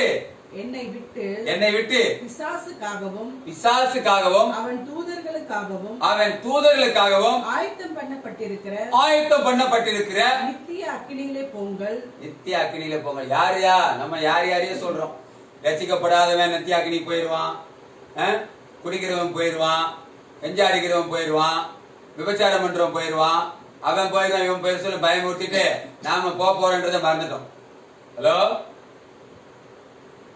புரியுதா? ஏன் கத்துறன்னு, ஏன் திட்டுறன்னு புரியுதா? அருமையானவர்களே, நீங்க இந்த லைவ்ல தொடர்புள்ள விசுவாசியா இருந்தாலும் சரி, நீங்க ஊழியக்காரரும் சரி, உணர்வடையுங்கள். நல்லா கவனிங்க. நான் போயிடுவேன் கனவுல நினைக்காதீங்க. இக்காலத்துல நீங்க ஒருத்தனையும் வேணாம், நீங்க சாபன மாதிரி எதானா இருந்துட்டு போங்க. நீங்க ஊழியரை விசாரிக்கணும். இந்த சிறியரில் யாரையாவது ஒரு சின்ன விசுவாசி விசாரித்திருப்பீர்களானால் அவர் பார்வைக்கு செஞ்சுட்டு போட்டோ எடுத்து போடாதீங்க. சரியா? ஒருத்தர் சொல்றாரு இடக்கை கூட, அவர் இறங்கி செய்யறாரு அண்ணன், அவர் செய்யட்டும். செய்யறவங்களையும் கெடுக்கிறீங்கப்பா நீங்க. கர்த்தருக்கு ஸ்தோத்திரம் உண்டாவதாக. நீங்க செய்யறவன் நம்மாலேமா கூட இருந்தே கழுத்து இருக்கிறவன் உள்ளதாங்கிறான், வெளியே இல்லை. கூட இருந்தே கழுத்து இருக்கிறவன் உள்ளதா இருக்கான், வெளியே இல்லை. கர்த்தருக்கு ஸ்தோத்திரம் உண்டாவதாக. ஆக என்ன நினைக்கிறீங்களா? செய்யறவங்களையும் விட மாட்டாங்க, குறை சொல்லிட்டே இருக்கு. இவங்களும் செய்ய மாட்டானும் படுக்காது, தள்ளியும் படுக்காது. கர்த்தருக்கு ஸ்தோத்திரம் உண்டாவதாக. ஆகையால செய்யறவங்களை விட்டுருங்க, அவங்களை குறை சொல்லி கமெண்ட் போடாதீங்க. நீங்க நானும் செஞ்சோமா அதை தான் பார்க்கணும். நீங்க செஞ்சா வலப்பக்கம், செய்யலனா பிசாசுக்கு உண்டான அக்கினியில விடும். வாசி பாடு. பசியா இருந்தேன், நீங்கள் எனக்கு போஜனம் கொடுக்கவில்லை. தாகமா இருந்தேன், நீங்கள் என் தாகத்தை தீர்க்கவில்லை. அந்நியனா இருந்தேன், நீங்கள் என்னை சேர்த்துக் கொள்ளவில்லை. வஸ்திரமில்லாதிருந்தேன், நீங்கள் எனக்கு வஸ்திரம் கொடுக்கவில்லை. வியாதி உள்ளவனாயும் காவல் அடைக்கப்பட்டவனாயும் இருந்தேன், நீங்கள் என்னை விசாரிக்க வரவில்லை என்பார். அப்பொழுது அவர்களும் அவருக்கு பிரதியுத்தரமாக இப்ப இவங்க கேக்குறாங்க. ஒரு நிமிஷம். இப்ப இவங்க கேக்குறாங்க, இவர் சொல்றாரு நீங்க ஒண்ணுமே விசாரிக்கல. அப்ப அவங்க பிரதிமா கேக்குறாங்க, எப்ப ஆண்டவர் நீங்க வியாதி உள்ளவரா இருந்தீங்க? ஏன்னா கேள்வி கேட்கறது சூப்பர் இல்ல. நம்ம ஏன்னா உதவி செய்யறவங்களை எதிர்த்து கமெண்ட் போட முடியும், நம்மளால கொடுக்க வக்கீல்னா கூட செய்யறவங்க என்ன பண்றோம்? கமெண்ட் போட்டு நோக்கடிக்கிறோம், சுவிசேஷர்களை அவமானப்படுத்தி பேசுறோம். உங்களால செய்ய முடியலன்னா சும்மா இருங்கய்யா. ஏதோ பேஸ்புக் எடுத்து கை இருக்குது, அறிவு இருக்குன்னு சொல்லி ஏகப்பட்ட கமெண்ட் போட்டு வாங்கி கட்டிக்காதீங்க. செய்யறவங்களை விடுங்க. அவங்க போஸ்ட் போடுறாங்க, போஸ்ட் போடாம போறாங்க, எதை போட்டா உங்களுக்கு என்ன? நீங்க உங்க சாப்பிடுறதுல எடுத்து கொடுத்தீங்களோ? கடிச்சு சாகுறீங்களே. கேக்குறாங்க பாருங்க கேள்வி. எப்பயா இயேசு நீங்க எப்படி இருந்தீங்க? சொல்லுங்க பாக்கலாம். என்ன சும்மா ரொம்ப எங்களை பத்தி திட்டிட்டு இருக்கீங்களே? எப்ப நீங்க காவல் இருந்தீங்க? எப்படியா நீங்க துணி இல்லாம இருந்தீங்க? எப்ப வியாதியா இருந்தீங்க? இப்படி சொல்லி சொல்லி எங்களை நோய் அடிக்கிறீங்களே. கேள்வி கேட்கிறான் பாருங்க, வாசிப்போம்.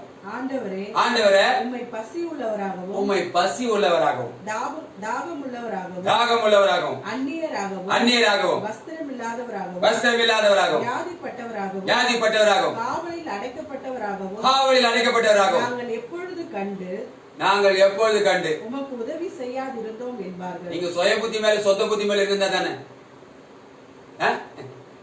உங்களுக்கு இந்த பாரம். நீங்க சம்பூர்ணமா திருப்பி சாப்பிடுறவங்க எப்படி உங்களுக்கு அவங்கள பத்தி தெரியும்? கேள்வி கேட்டீங்க பாத்தீங்களா? அவர் சொல்றாரு, அடுத்து என்ன சொல்றாரு, வாசிப்போம். அப்பொழுது அவர் அவர்களுக்கு பிரதியுத்தரமாக மிகவும் சிறியவர்களாகிய இவர்களில் ஒருவனுக்கு நீங்கள் எதை செய்தீர்களோ அதை எனக்கே செய்தீர்கள் என்று மெய்யாகவே உங்களுக்கு சொல்லுகிறேன் என்பார். மெய்யாகவே உங்களுக்கு சொல்லுகிறேன். பாத்தீங்களா? இப்ப தெரியுதுங்களா? செய்யறவங்களுக்கும் செய்யாதவங்களுக்கும். இப்ப யார் பரலோகத்துக்கு போவா, யார் அவர் வலப்பக்கத்தில் நிற்பா, பின்னாடி யோசிக்க வேண்டாம். வசனத்தை நல்லா தியானிச்சு இன்னைக்கு நைட்டே யோசி கொடுங்க. சொல்லலாம், ஆண்டவரே நித்திய ஜீவனுக்குள்ள வர நான் என்ன செய்ய வேணும்? எனக்கு 1 லட்ச ரூபா காணி கொடுக்குறேன். அப்படித்தானே சொன்னாரு ஆண்டவரே. நான் நித்திய ஜீவன் அடைவதற்கு என்ன செய்ய வேணும்? ஒருத்தர் வந்து கேட்கிறான் ஆண்டவர்கிட்ட. ஆண்டவர் என்ன சொன்னாரு? 10 லட்ச ரூபா கொடு. 12 பேர் என் கூட இருக்காங்க, 3 வருஷம் கஷ்டப்பட்டிருக்காங்க, அவங்க குடும்பத்துக்கு ஆளுக்கு நிதி தர்றேன். ஏன்னா எப்படி இவங்க அடி பிடிச்சி ஆக போறேன்னு நினைக்கிறேன். அதனால அந்த 10 லட்ச ரூபா கொடுத்தீங்கன்னா அந்த 12 பேருக்கு கொஞ்சம் பேருக்கு கொஞ்சம் ஜாஸ்தி தரணும், மற்றவங்களாம் கொஞ்சம் பார்த்து கொடுக்கலாம்.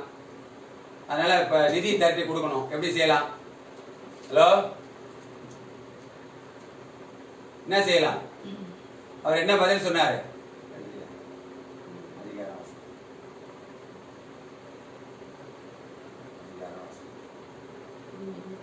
அப்ப என்ன செய்யலாம்? அப்படி கேட்டாரோ, அப்படி சொன்னாரோ, ஆஸ்தியை வித்து தரித்திரத்துக்கு குடியேற்ற. எப்ப பரலோகம் போக முடியும் தெரியுமா? எப்ப நித்திய ஜீவனுக்குள்ள பிரவேசிக்க முடியுமா தெரியுமா? 7 தலைமுறைக்கு சொத்து சேர்ப்பதல்ல இயேசுவின் பேரை சொல்லி. இயேசுவின் பேரை சொல்லி டஸ்டர் கார்லயும் ஹோண்டா கார்லயும் ஃபாரின் கார்லயும் சுத்துறது அல்ல. ஆண்டவர் பேரை சொல்லி ஆப்பிள் போன் வச்சுக்கிறது இல்ல. ஆப்பிள்ல சின்ன ஓட்டை வந்து ஆப்பிள் கெட்டு போயிடும். அதே போலதான் உங்க வாழ்க்கையும். எத்து வாசிப்போம். என்ன அதிகாரம்? லூக்கா 18ஆம் அதிகாரம் 18ஆம் வசனத்தை வாசிப்போம். அப்பொழுது தலைவன் ஒருவன் அவரை நோக்கி நல்ல போதகரே, நல்ல போதகரே, நித்திய ஜீவனை சுதந்தரித்துக் கொள்வதற்கு நான் என்ன செய்ய வேண்டும் என்று கேட்டான். நான் என்னையா செய்யணும்? அதற்கு இயேசு நீ என்னை நல்லவன் என்று சொல்லுவானே, தேவன் ஒருவரை தவிர நல்லவன் ஒருவனும் இல்லையே. விபச்சாரம் செய்யாதிருப்பாயாக, கொலை செய்யாதிருப்பாயாக, களவு செய்யாதிருப்பாயாக, பொய் சாட்சி சொல்லாதிருப்பாயாக, உன் தகப்பனையும் உன் தாயையும் கனம் பண்ணுவாயாக என்கிற கற்பனைகளை நீ அறிந்திருக்கிறாயே என்றார். அதற்கு அவன் இவைகளை எல்லாம் என் சிறு வயதில் முதல் கொண்டு கை கொண்டிருக்கிறேன் என்றான். இதெல்லாம் நான் சின்ன வயசுல இருந்து கை கொண்டிருக்கையா? இயேசு அதை கேட்டு இன்னும் உன்னிடத்தில் ஒரு குறைவு உண்டு. நல்லா கவனிங்க. இன்றைக்கு நல்ல அந்த இரவு நேரத்தில் சிந்திக்கிறது எத்தனை பேர் பாக்குறீங்க எனக்கு தெரியல. உங்ககிட்ட ஒரு குறை உண்டு. வெளிப்பாடுதல் விசேஷம் சொல்லுது அது வேற குறை. ஆனா இங்க ஏசப்பா சொல்றாரு, இந்த குறையை குறித்து கவனித்து பாருங்க. இன்னும் உன்னிடத்தில் ஒரு குறை உண்டு. உனக்கு உண்டானவைகளை எல்லாம் விற்று தரித்திரருக்கு கொடு. அப்பொழுது பரலோகத்திலே உனக்கு பொக்கிஷம் உண்டாயிருக்கும். பின்பு நீ என்னை பின்பற்றுவாய். இயேசு பின்பற்றினா முதல்ல என்ன பண்ணு தெரியுமாயா? அதனால ஆபிரகாமுக்கு என்ன சொன்னா தெரியுமா? உன் இனத்தையும் உன் தகப்பனையும் நீ ஒப்ப மூலியமா சம்பாதிச்ச சொத்தையும் விட்டுட்டு வா.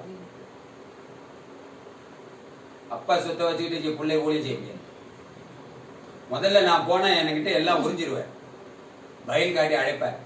உலகத்துல எனக்கு வந்த அத்தனை அழியணும், நான் உலகத்துக்கு நான் சாகணும், சுயத்தை வெறுக்கணும், சாம்பல் ஆக்கணும், கிறிஸ்தியனுக்கு ஜீவன் ஆகணும், சாவியனுக்கு ஆதாயம் ஆகணும். அப்பதான் நாம் தேவனுக்கு பயன்பட முடியும்.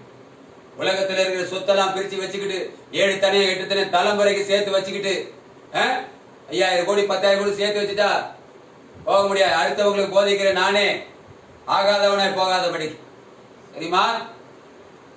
அடுத்தவனுக்கு போதிக்கிற நானே ஆகாதவனை போகாதபடி.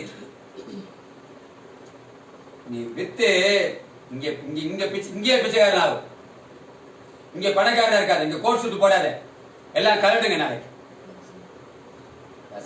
அவன் அதிக ஐஸ்வர்யம் உள்ளவனானபடியினால் இதை கேட்ட பொழுது மிகுந்த துக்கம் அடைந்து அவன் மிகுந்த துக்கம் அடைந்ததை இயேசு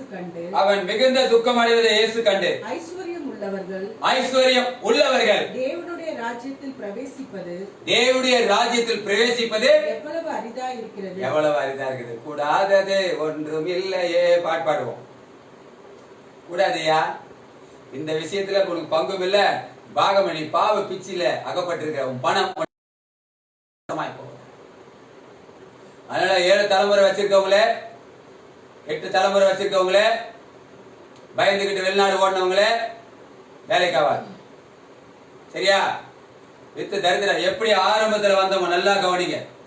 தேவை பிள்ளைங்க படிக்கணும் தான், கல்யாணம் பண்ணணும் தான், நல்ல ஆரம்பத்துல கஷ்டப்பட்டுனா நல்ல சாப்பாடு. அந்த பிரதர் அந்த 18 சர்ச்சை வச்சுக்கிற சொல்லுவார். அவருடைய வீடு பாத்தீங்கன்னா டோர் ஹார்ட் போர்ட்ல இருக்கும். டோர் எத்தனை சர்ச்சு? 18 சர்ச்சை வச்சிருக்காரு. சக ஊழியர்களோடு கூட ரேஷன் அரிசி உட்காந்து பழைய புளிச்ச குழம்பு ஊத்தி அந்த ஊழியர்கள் போடுற சாப்பாடு தான் அவர் சாப்பிடுவார். ஆனா மத்த இடம்லாம் வேற டைனிங் டேபிள் தான். அதுவும் இட்டாலியன் கல்லு வச்சதுல டோப்பா தலையை போட்டுக்கிட்டு நல்லா விக்கு வச்சுக்கிட்டு டை பூசிக்கிட்டு இவங்க சாப்பிடணும். உடல் ஊழியர்கள் வெளியே வேடிக்கை பார்க்கணும். எப்ப வர தலைமை எப்ப வருதுன்னு. வேணாயா? வேணாம். மனம் திரும்புங்கள், பரலோக ராஜ்யம் சமீபமா இருக்குது. கர்த்தருக்கு ஸ்தோத்திரம் உண்டாவதா. நேசிங்க, எல்லாரும் நேசிங்க. இயேசு உங்களை நேசித்தார்ல, இயேசு உங்களை நேசித்து தானே இவ்வளவு வந்துச்சு. ஏன் நம்மளால நேசிக்க முடியல? ஏன் போதிக்கிறோம், போதிக்கிற பிறகு நடக்க முடியல. கர்த்தருக்கு ஸ்தோத்திரம் உண்டாவதா. ஆகையால் தான் காரியத்தை இவ்வளவு எச்சரிப்பா கொஞ்சம் வேகமா பேசக்கூடிய நிலைக்கு தள்ளப்பட்டது. அருமையானவர்களே, வேணாம். வித்து தரித்திரத்துக்கு கொடுப்போம். என்னுடைய நான் ஊழியத்துக்கு இறங்கின வேகத்துல இயேசு அறிகிற தாகத்தினாலே எல்லாவற்றையும் இழந்து விட்டேன். எனக்கு இருக்கிற இடத்தெல்லாம் 4 இடம் வாங்கி வச்சிருந்தேன், சின்ன சின்னதா. பிள்ளைக்கு இது வேண்டும். பிற்காலத்துல எங்க அப்பா தான் எனக்கு சொத்து சேர்த்து வைக்கல, நானாவது என் பிள்ளைகளை வச்சுட்டு போனோம். ஏன்னா நிறைய பேர் அப்படி ஆதங்கப்படுறாங்கல்ல. வட்டிக்கு வாங்கி கடனை வாங்கி ஏமாத்தியாவது ஒன்று கோகமாக பண்ணியாவது கள்ள பிசினஸ் கள்ளத்திராசு பண்ணியாவது பிள்ளைங்களுக்கு சொத்துல சாபத்தை சேர்த்து வச்சு போறாங்க. ஆனா எப்ப இயேசுவை முகமுகமா அந்த ரட்சிப்பை சந்திச்சு ஏற்றுக்கொண்டோமோ, எப்பொழுது இயேசுவை என்னுடைய சொந்த ரட்சகராக, என் சொந்த தகப்பனாக, என் எஜமானாக எப்போது ஏற்றுக்கொண்டு நான் அர்ப்பத்தினோ, அவரோடு எப்பொழுது நான் ஐக்கியப்பட்டேனோ, அப்பொழுதே எல்லாத்தையும் வித்து கொடுத்தாச்சு. கர்த்தருக்கு ஸ்தோத்திரம் உண்டாகும். இன்றைக்கு அவரும் நாங்களும். அதனால்தான் நானும் என் வீட்டாரோ உம்மையே நேசிப்போ, உமக்காய் ஓடுவோ, உந்தன் நாமம் சொல்லுவோம். எபினேசர் எபினேசர் இதுவரை உதவி நீர், யெகோவா ஈரே எல்லாம். எவ்வளவு அழகா.